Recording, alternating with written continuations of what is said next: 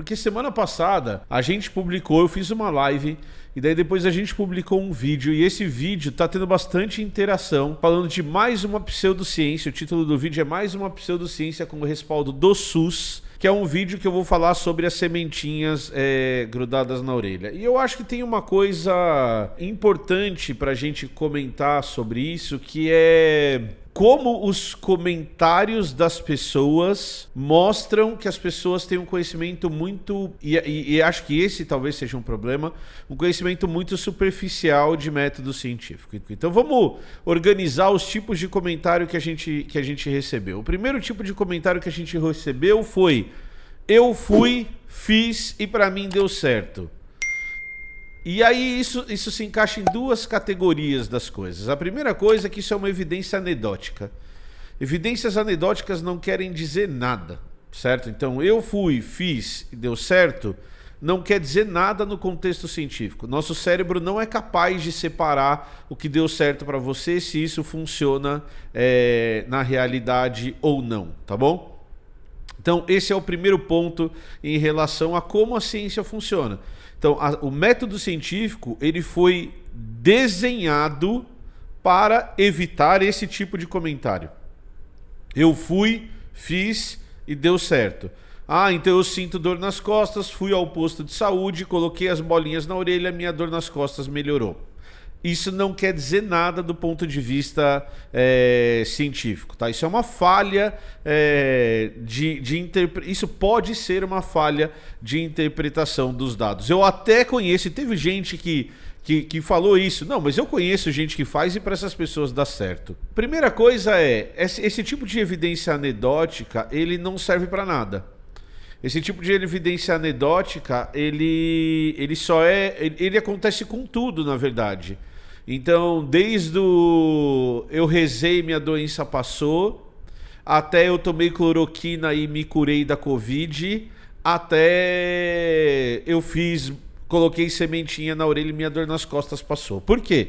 Em primeiro lugar, porque a gente não tem nenhuma certeza de causa e efeito. Então, a sua dor nas costas pode ter melhorado por qualquer razão. E em segundo lugar, não quer dizer que isso vai funcionar num grupo de pessoas grande. Então pode ser um negócio chamado efeito placebo. A segunda questão que acho que é importante a gente falar, e eu deixei o efeito placebo para o final, justamente para a gente discutir o efeito placebo e se o efeito placebo vale a pena ou não. Então, os efeitos que a gente tem do nosso organismo, dessas melhoras ou piores que a gente tem, que não estão ligados àquilo que a gente está fazendo, e sim a como o nosso cérebro interpreta aquilo que a gente está fazendo, são chamados de efeito placebo e efeito nocebo. Que é o efeito placebo é o efeito positivo, o efeito nocebo é o efeito negativo. A gente já tem vídeo aqui no Blá falando sobre isso. Então o efeito placebo é aquela melhora que vai acontecer porque o seu corpo acredita que vai melhorar. E o efeito placebo existe, ele é tão relevante que a gente precisa fazer teste duplo cego. Então, quando eu testo um remédio, um procedimento ou qualquer coisa, eu não testo isso contra nada, eu testo isso contra o placebo. E o que é o teste placebo? É aquele teste da pílula de açúcar contra a pílula com o princípio ativo que eu estou testando. E isso é importante, por quê? Porque a droga que eu estou testando, ou o que quer que seja que eu estou testando, tem que ser melhor do que o placebo. Por quê? Porque a gente já comprovou cientificamente que o nosso corpo é capaz de, a partir de determinados estímulos, resolver certas coisas. Então o efeito placebo existe, tá? E placebo é uma ótima banda mesmo, eu adoro placebo. Então o efeito placebo existe. E aí tem um monte de gente que usa o argumento falando: mas Emílio, então, se for só efeito placebo, vale a pena. E a resposta que eu vou te dar é não. Não vale a pena. Não vale a pena você gastar uma fortuna de dinheiro no SUS fazendo algo que você sabe que não tem efeito para enganar as pessoas. Valeria a pena se isso não tivesse o custo ou se o custo fosse muito baixo. A partir do momento em que isso está custando dinheiro para os postos de saúde, para as secretarias de saúde, isso não vale a pena, tá? Beleza? Então, esse é o segundo ponto que a gente tem que tomar. O terceiro ponto que foi bastante criticado, que as pessoas criticaram o vídeo que eu fiz, foi falando assim, ó, essas técnicas alternativas, essas técnicas de tratamento, elas são importantes porque elas envolvem o acolhimento humano das pessoas, elas envolvem mais coisas do que a medicina. Então prestem atenção nesse argumento. Como o atendimento médico, que a gente sabe que funciona, baseado em ciência, é desumano, eu preciso criar um atendimento dentro do SUS que a gente sabe que não funciona e que vai ter esse acolhimento. Cara, isso não faz o menor sentido. Desculpa. Isso não faz o menor fucking sentido. Falar que eu vou colocar sementinha na orelha das pessoas porque eu vou gastar tempo conversando com ela e isso é bom para ela não faz o menor sentido. O que eu preciso fazer é treinar médicos, é treinar profissionais e dar tempo para esses profissionais acolherem as pessoas. Beleza? O acolhimento não precisa acontecer fora do atendimento que a gente sabe que funciona. Por que que os médicos não fazem o acolhimento das pessoas no SUS ou em nenhuma prática médica? Por duas razões. A primeira, eles não são treinados para isso. A segunda, eles têm que atender 30 pessoas por dia. Agora, você justificar que você tem que ter um determinado tipo de atendimento num lugar, você tem que ter quiropraxia, você tem que ter homeopatia, você tem que ter sementinha na orelha, você tem que ter aromaterapia, você tem que ter constelação familiar no SUS, porque isso aumenta o acolhimento, é admitir que médico não sabe interagir com pessoa. Então, que desculpa esfarrapada é essa? Coloca mais médico. Treina os médicos a acolherem as pessoas. Faz o médico ficar 40 minutos com a pessoa dentro do consultório. Agora, a desculpa não, essas técnicas são importantes porque elas acolhem as pessoas no posto. Eu vou fazer algo que eu sei que não funciona simplesmente porque eu preciso ser gente? É só eu ser gente no que eu sei que funciona. Então tem essa história que a gente tem que colocar também. E teve um último ponto, eu acho que esse é o único ponto que eu concordo. Tá? Então esse é o único ponto que eu concordo. E as pessoas usam esse exemplo, e eu acho que esse exemplo é um exemplo bem claro de como isso funciona. Existem vários trabalhos que mostram que incluir determinadas práticas locais, e o exemplo extremo disso é incluir uma pessoa da comunidade dos povos originários no posto de saúde, inclusive do ponto de vista das práticas que são executadas, aumentam a chance das pessoas que vão ao posto, principalmente dessa população que tem essa característica sociocultural, de aderirem aos procedimentos do posto. Agora prestem atenção. Escutem o que eu vou falar, tá bom? Vocês estão me dizendo, vocês que criticaram o vídeo, estão dizendo que a gente deveria regionalizar o posto para as características daquele lugar que aquele posto está acontecendo. Então o posto ele precisa estar integrado na sociedade. Se essa é a justificativa, tudo bem. Mas a gente é brasileiro, a gente não é chinês. Falar que isso justifica usar uma técnica milenar, porque a desculpa é sempre essa, milenar chinesa, mano, não dá. Não dá. Então, eu falar que eu tenho que regionalizar o atendimento faz todo o sentido. Eu falar que isso justifica eu fazer homeopatia, que nem milenar é, nos postos de saúde, isso não tem justificativa nenhuma, tá? E tem mais um ponto que eu acabei de lembrar, beleza? A medicina tradicional chinesa, quando comprovada, se chama medicina. Enquanto a China fazia a medicina tradicional chinesa, a expectativa de vida dos caras era de 30 anos. Tomar pó de chifre de rinoceronte não faz diferença nenhuma na sua vida.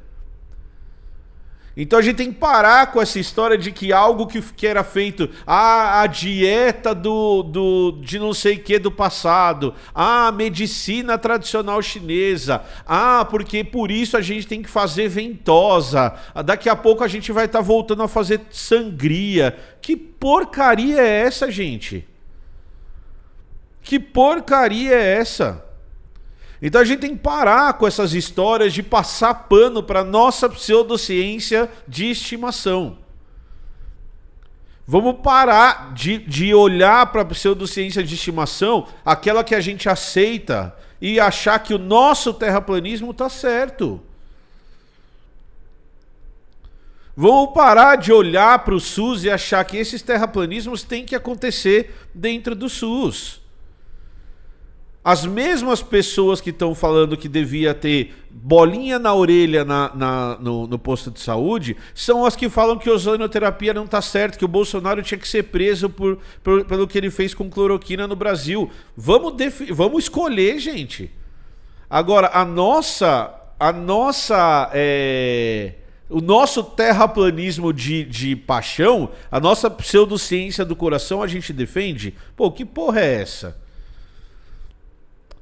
Tá? Então, regionalizar o posto de saúde para mim não tem o menor problema. Agora, isso justifica o fato de eu ter aquela quiropraxia que instala as coisas no posto de saúde, sabendo que isso faz mais mal do que bem para as pessoas? Como assim, gente? Então, esse é o ponto principal da discussão que a gente está trazendo. Então, a maioria dos comentários que tem lá, tem 265 comentários. Tem um comentário, eu vou ler o comentário, eu não quero que ninguém vá lá. Essa é uma visão extremamente biologizante. Exato. Nós somos seres vivos. O ser vivo tem mente, o ser vivo tem as coisas. Como se fosse possível a relação concepção de saúde e doença apenas biológica. O que é apenas biológico? A gente vai voltar para o conceito de separar mente de corpo? Que história é essa? E aí a pessoa que nunca viu blá blá fala, tem aspectos sócio-históricos e antropológicos que são totalmente ignorados nessa visão. Que aspectos? Se eu sei que o negócio não funciona, não importa a história do negócio. Foi mal, a história da bolinha na orelha não é brasileira, ela é irrelevante do ponto de vista histórico do Brasil. Então a gente tem que parar com essa história de passar pano para nossa pseudociência. Beleza? Ou, se você quisesse uma pseudociência, tudo bem. Mas daí você não vai criticar astrologia, não vai criticar homeopatia, não vai criticar reiki.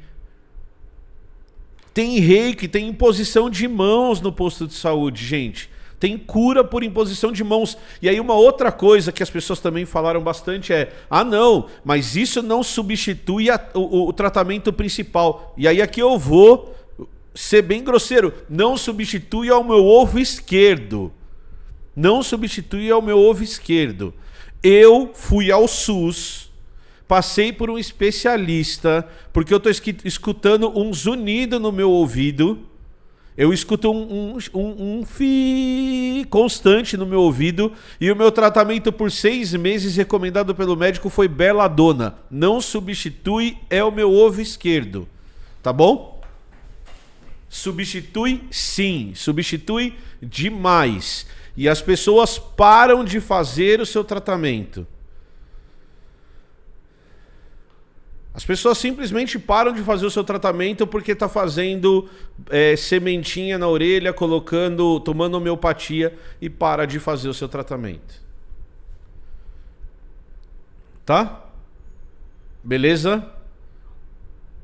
Então, o método científico, na visão do blá blá, é a melhor maneira que o ser humano inventou para entender como o mundo funciona.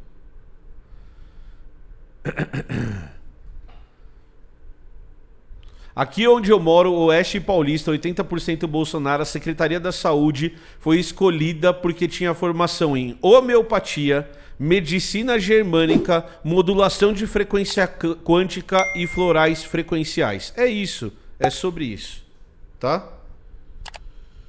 E suga as verbas do tratamento normal, também tem isso, tem o custo, né? Beleza? Então vamos lá, dito isso, Você quer ter a sua pseudociência de preferência, tem a sua pseudociência de preferência, tá tudo certo. Só que não critica as outras. Não seja hipócrita. Tá? Medicina germânica deu até medo. Eu não quis nem pesquisar o que é medicina germânica. Tenho medo mesmo. Era isso que eu tinha para falar hoje. Valeu demais por acompanhar o Blá Blá. A gente tem live toda terça e quinta, a 1h da tarde. Então, se você é novo aqui, se você está nos acompanhando hoje, não esquece de se inscrever no canal e de deixar o seu like. Além disso, você pode apoiar o Blá Blá no nosso Pix, que está aqui do lado. Pix do Blá Blá. É só você entrar lá no Pix e nos apoiar. Ou entrar no Catarse, catarse.me/blablajude, tá bom? Falou, valeu e tchau. Deixe seu comentário aqui embaixo.